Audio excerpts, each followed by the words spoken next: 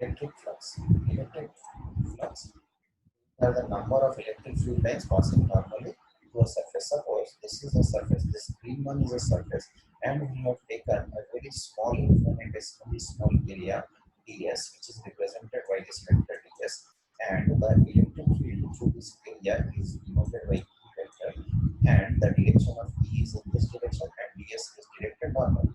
So this electric field is making an angle theta with the area vector ds. This is making an angle theta with the electric area vector ds.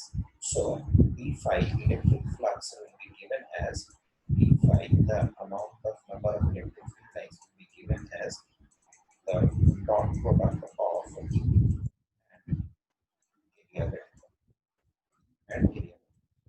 This is nothing but S cos theta E ds cos theta or E cos theta into ds. You can easily write E cos theta into ds. Now E cos theta means we have taken the normal component of E. This is the original E in this direction, and you are taking E cos theta means you have taken the normal component of E. So E cos theta into, yes, this gives you the amount of flux lines or amount of electric field lines passing only through this area. Now, if you want to find out the total number of lines passing through this total green area, then what we have to do? We have to integrate over the whole area. Integrate over the whole area, and the total flux phi will be given as the surface integral of d phi. Surface integral of d phi.